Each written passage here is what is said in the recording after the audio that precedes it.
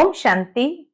आज 20 अप्रैल 2026 के बाबा के अनमोल मधुर महावाक्य सुनेंगे। आज की मुरली में बाबा ने प्रश्न किया है, भक्ति अच्छी या ज्ञान अच्छा? बाबा कहते दोनों ही अच्छी, क्योंकि बिना भक्ति किए ज्ञान की प्राप्ति नहीं हो सकती है। भक्ति के बीच में भी ज्ञान की प्राप्ति नहीं हो सकती है। ज्ञान की प्राप्ति कल्प के अंत में होती है, जब भगवान आते हैं, ज्ञान सागर आकर के ज्ञान दे करके भक्ति का फल देते हैं, सदगति। और श्रेष्ठ गति होने के बाद परमधाम जाकर के फिर सुखधाम में आते हैं। सुखधाम में न ज्ञान है न भक्ति है, वहां प्रारब्ध है। तो इसीलिए बाबा कहते हैं, जैसे भक्ति में भी मीराबाई थी तो उनकी प्रीत भगवान से जुड़ी थी, ज्ञान मार्ग में भी तुम्हें सबसे अपनी प्रीत हटा करके बुद्धि का योग और अपनी प्रीत एक भगवान के साथ जोड़नी है। जितना प्यार से बाबा को याद करेंगे उतने बाबा से शक्ति भी प्राप्त होगी और विकर्म भी विनाश होंगे, आत्मा पावन बनती जाएगी। तो इसीलिए आज बाबा कहे, तुम्हें स्वयं की और सर्व की प्रीत एक बाबा के साथ जोड़नी है, क्योंकि तुम सल्वेशन आर्मी हो, अर्थात खुदाई खिदमतगार हो। तुम बाप के सच्चे सच्चे मददगार बनते हो और सबका बेड़ा जो गर्क हो गया है उसको सल्वेज करते हो। तो इसीलिए बाप को बहुत प्यार से याद करना है और सर्व की प्रीत भी बाबा से जोड़नी है। तो सुनते हैं आज के बाबा के अनमोल मधुर महावाक्य। ओम शांति। मीठे बच्चे, तुम ईश्वरीय सल्वेशन आर्मी हो। तुम्हें सबको सदगति देनी है, सबकी प्रीत एक बाप से जुटानी है। आज की मुरली से प्रश्न है, मनुष्य अपना अकल किस बात में लगाते हैं और तुम्हें अपना अकल कहाँ लगाना है? उत्तर है, मनुष्य तो अपना अकल आकाश और सृष्टि का अंत पाने में लगा रहे हैं। मनुष्य तो अपना अकल आकाश और सृष्टि का अंत पाने में लगा रहे हैं, लेकिन इससे तो कोई फायदा नहीं, इसका अंत तो मिल नहीं सकता। तुम बच्चे अपना अकल लगाते हो पूज्य बनने में, तुम्हें दुनिया नहीं पूजेगी, तुम बच्चे तो पूज्य देवता बनते हो। कितनी सुंदर बात है कि भौतिक दुनिया में मनुष्य अपनी अकल लगा रहे हैं और हम आत्माएं अपनी अकल लगा रहे हैं पूज्य बनने में, यानी आंतरिक अपनी धारणाओं को, अपने जीवन को श्रेष्ठ बनाने के लिए। इतना अंतर है। अभी दुनिया भले नहीं पूजेगी, लेकिन हम ऐसे पूज्य देवता बनते हैं। आज की मुरली से पहले गीत बजा है, तुम्हें पाके हमने जहां पा लिया, जमीन तो क्या आसमान पा लिया। ओम शांति। बच्चे समझ गए हैं, यह है ज्ञान मार्ग, वह है भक्ति मार्ग। अब प्रश्न उठता है कि भक्ति मार्ग अच्छा व ज्ञान मार्ग अच्छा? दो चीज हुई ना। कहा जाता है ज्ञान से सदगति होती है। जरूर कहेंगे भक्ति और ज्ञान दोनों अलग अलग है। मनुष्य समझते हैं कि भक्ति करने से ज्ञान मिलेगा, तब सदगति होगी। भक्ति के बीच में ज्ञान आ नहीं सकता। भक्ति सबके लिए है, ज्ञान भी सबके लिए है। इस समय है भी कलयुग का अंत, तो जरूर सबकी दुर्गति होगी। इसलिए पुकारते भी है और गाते भी है कि और संग तोड़ अब तुम संग जोड़े, और संग तोड़ अब तुम संग जोड़े। अब वह कौन है, किसके साथ जोड़ेंगे, ये तो समझते नहीं है। अक्सर करके बुद्धि श्री कृष्ण तरफ जाती है। हम सच्ची प्रीत तुम संग जोड़े। तो जब श्री कृष्ण से ही प्रीत जोड़ते हैं तो फिर गुरु गोसाई और किसकी दरकार ही नहीं है। कृष्ण के संग ही जोड़नी है तो और किसी की तो बीच में दरकार ही नहीं है। श्री कृष्ण को ही याद करना है। श्री कृष्ण का चित्र तो सबके पास है।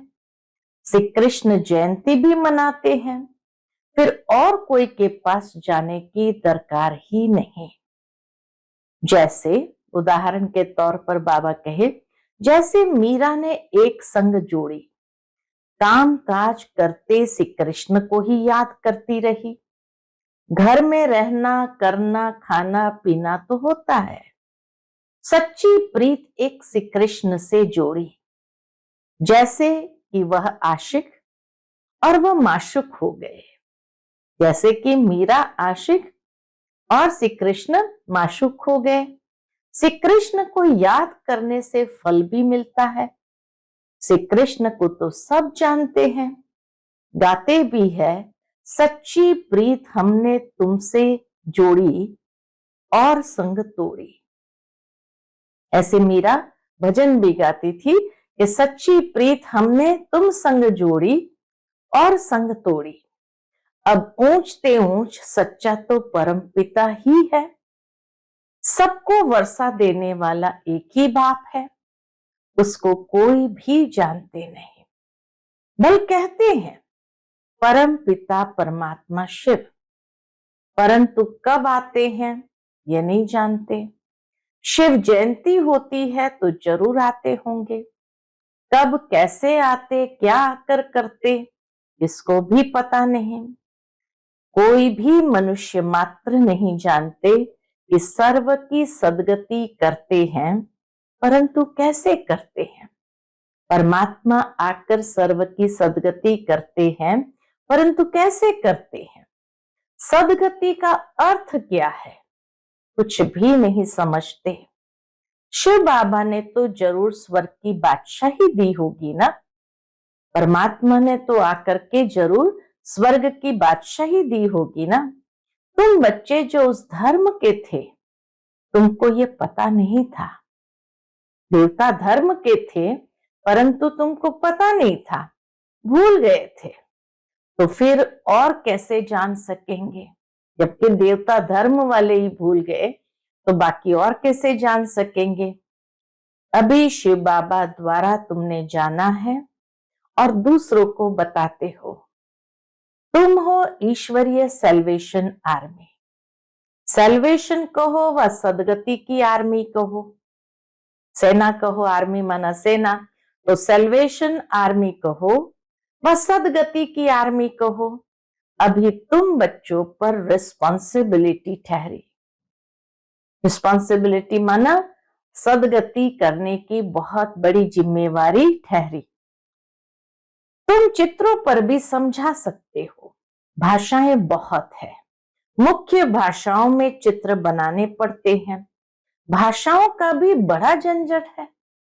बाबा कहते हैं इस दुनिया में भाषाओं का भी बड़ा झंझट है, इसलिए प्रदर्शनी भी बनानी पड़े। चित्रों पर समझाना बड़ा सहज होता है। गोले में भी सारा ज्ञान है। सीढ़ी सिर्फ भारतवासियों के लिए है।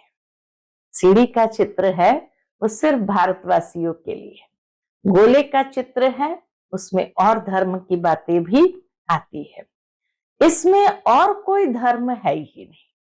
ये सीढ़ी है ही भारतवासियों के 84 जन्मों की कहानी।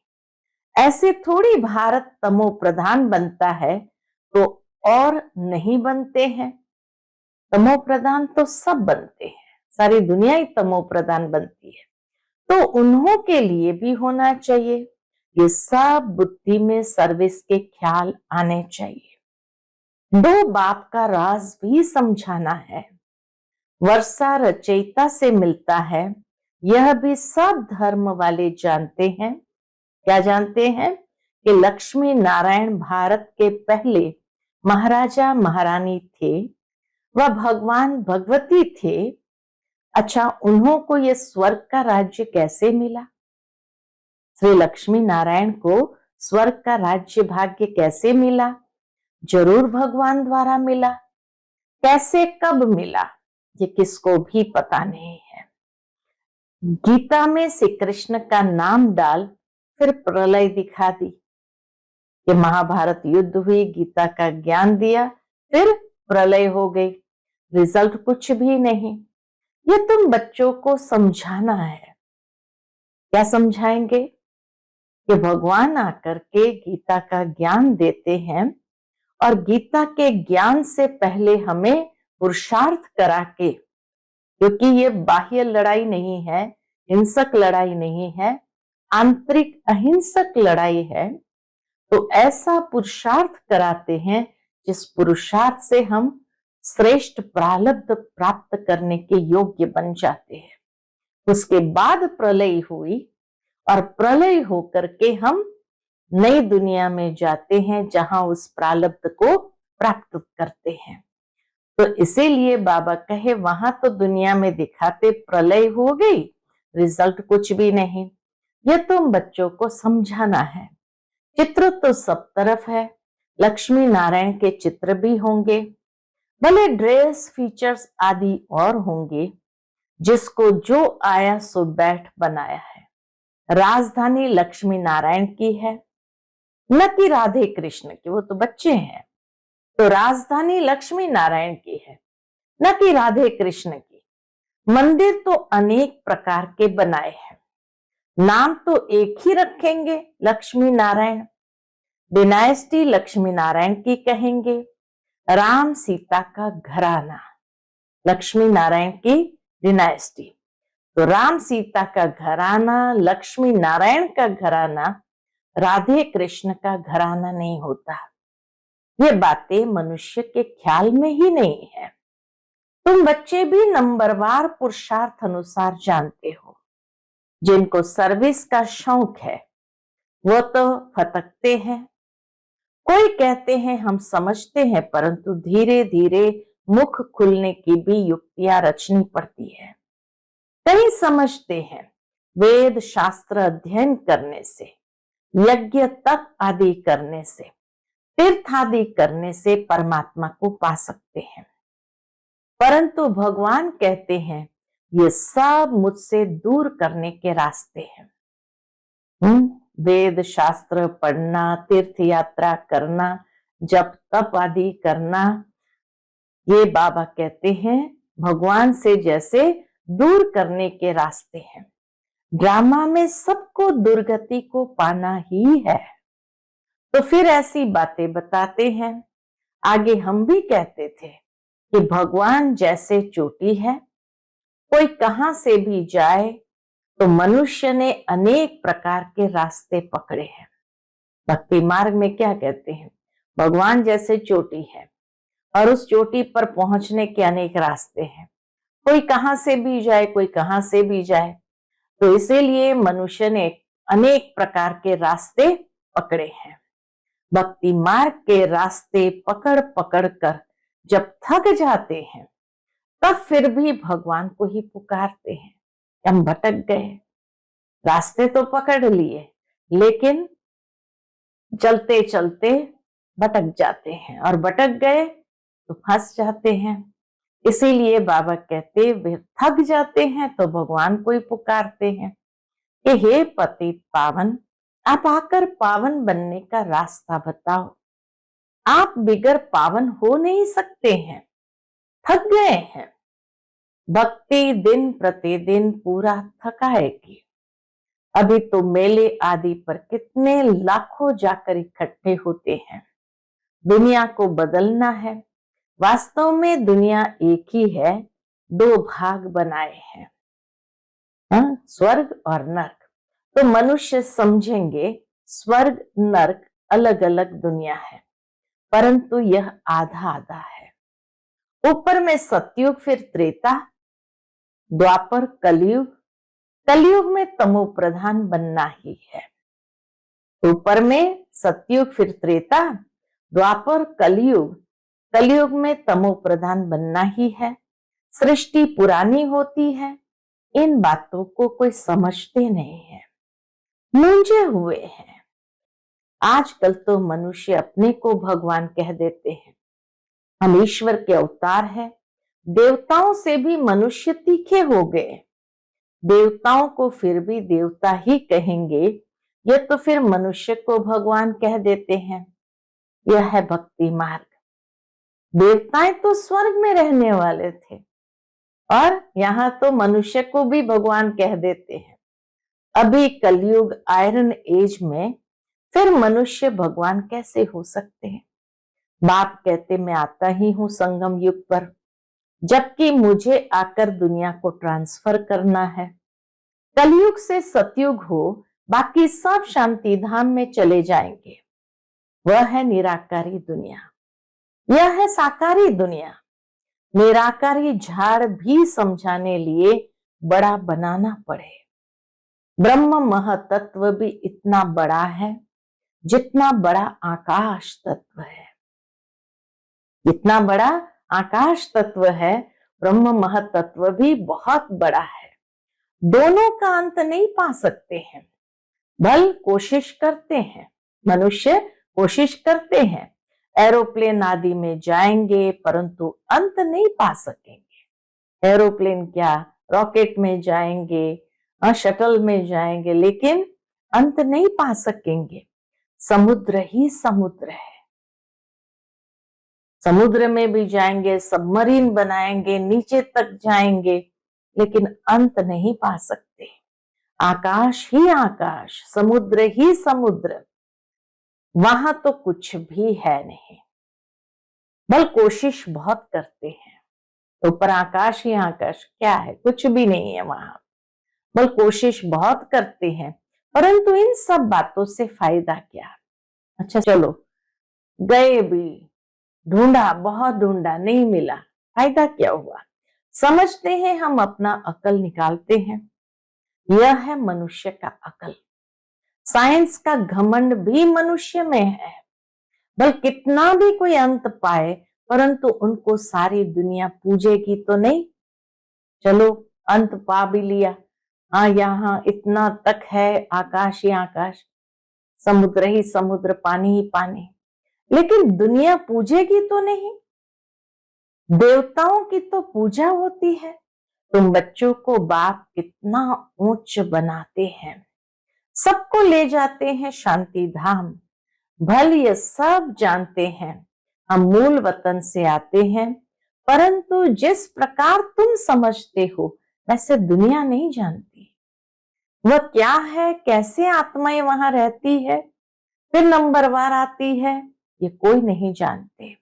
ब्रह्म महतत्व में निराकारी झाड़ है, ये नहीं समझते हैं। सतयुग में थोड़े रहते हैं, बाकी सब आत्माएं मूल वतन में रहती है। जैसे ये साकारी वतन है, वैसे ही मूल वतन है।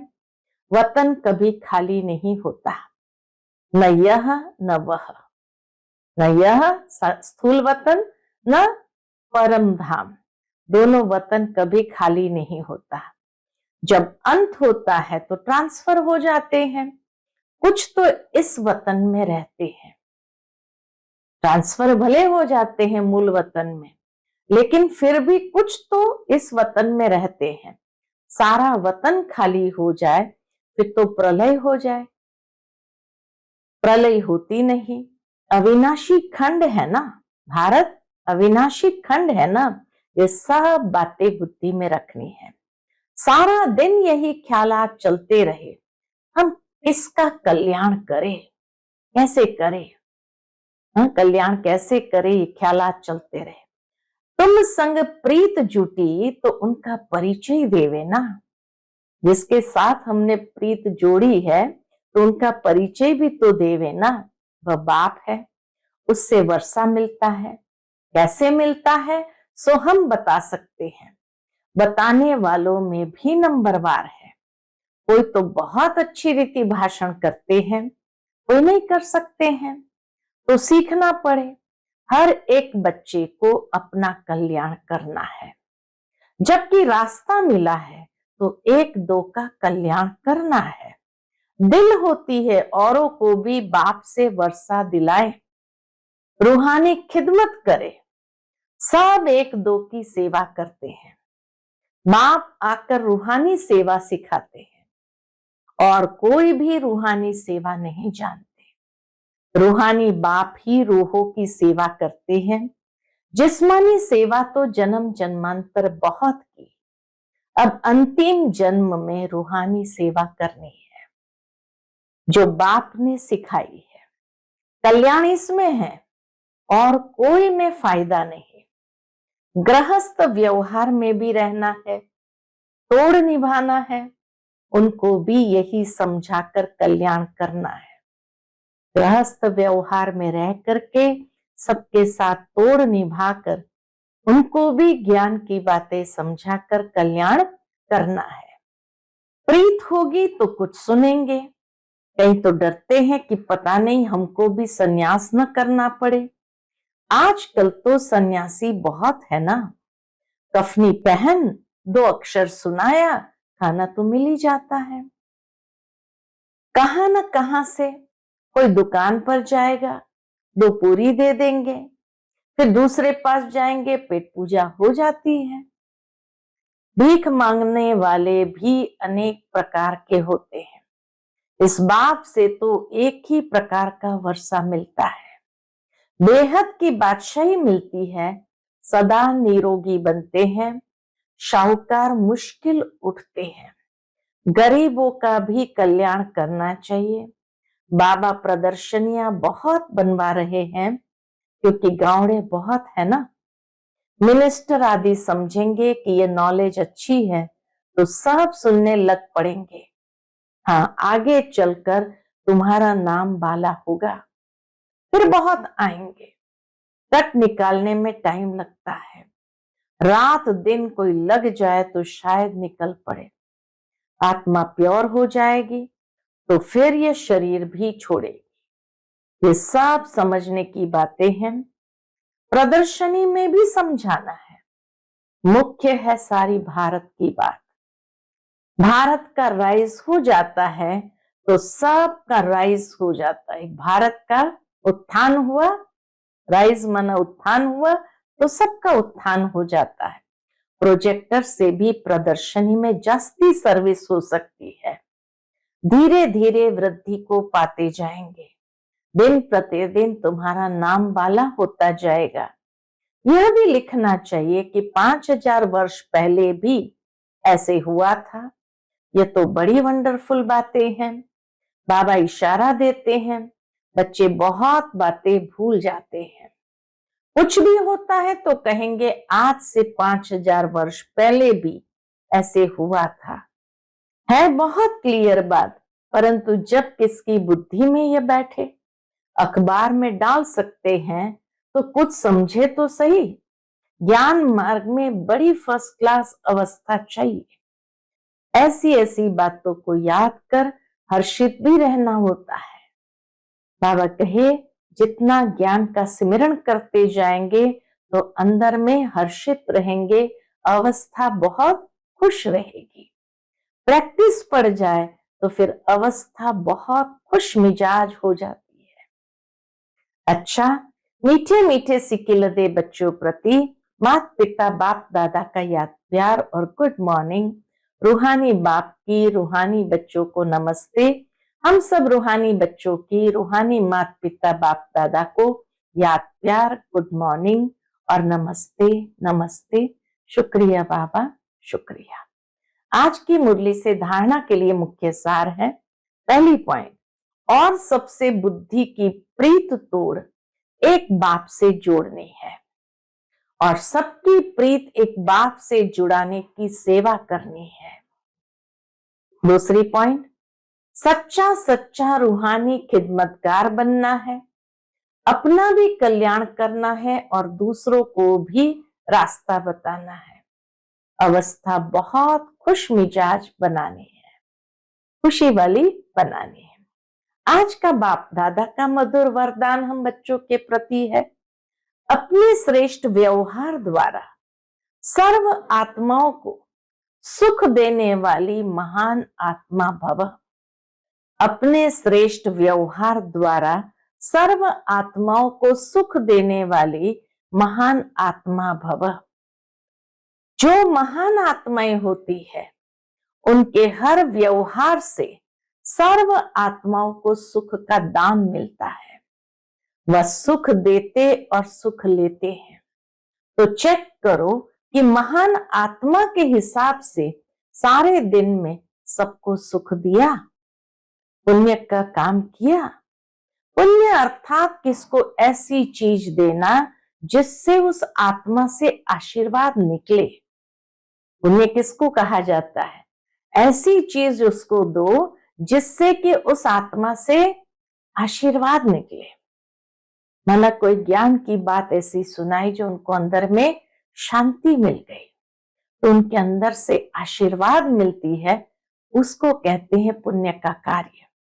तो चेक करो कि हर आत्मा से आशीर्वाद मिल रही है, किसी को भी दुख दिया व लिया तो नहीं, तब कहेंगे महान आत्मा। आज का स्लोगन है, करने के बाद सोचना ही पश्चाताप का रूप है। करने से पहले सोचना चाहिए, लेकिन अगर करने के बाद सोचना, यही पश्चाताप का रूप है। आज का व्यक्त इशारा है, महान बनने के लिए मधुरता और नम्रता का गुण धारण करो।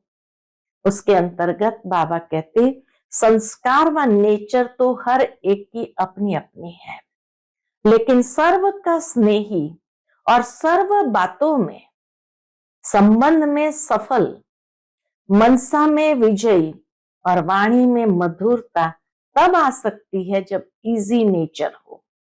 इजी नेचर अर्थात जैसा समय, जैसा व्यक्ति, जैसा सरकमस्टेंस, उसको परखते हुए अपने को इजी कर देवे।